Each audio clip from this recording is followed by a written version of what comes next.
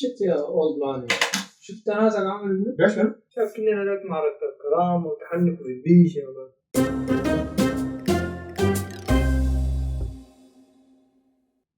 معاي منو؟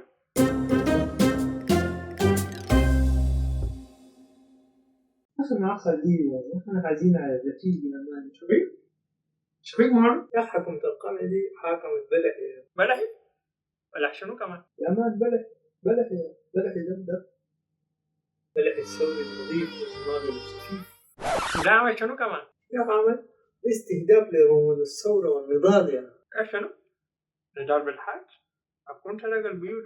يا عمك انت قاعد زي جماعتك اللي عملوا عربات وقروش ده. حلقة ده لما كان بيهتف الجنجويد يتحل أسكم كانوا وين؟ انتوا كنتوا وين؟ نعم أفتكر ده سوء تقدير موقف وخداع استراتيجي. نعم.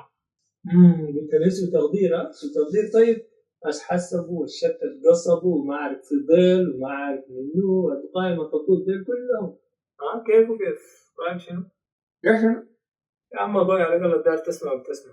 شوف يا ابني الشعب السوداني ده فيه الكويس وفيه الكعب. نعم. طيب يا عم الحلقة دي من الناس الكويسين ضبط. هوي هوي هوي هوي هوي كمان جولك المنادق. اوه ماي جاد ده يا هو شفيف. شفيف ده بقى شافي. حسرتي عليك يا حلبي. حلبي لانيلي.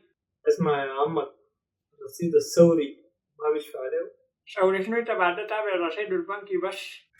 خطانا جاد من الرفيق. هوي تعيش كتير تشوف كتير. المهم تلفوني وين؟ ينبغي يا عمك هذا تتوسط للرفيق. توسط لنا نحن نشوف الوالي. شوف لنا بيت بدل أن نروح ان احنا قاعدين فيه. يا عمك يا هكذا شوف لنا السحنوك عنش. عذرا، رصيدك غير كاف لإجراء هذه المعاملة. بتاع الرصيد. لقيت المعاملة كيف؟ ايش شنو؟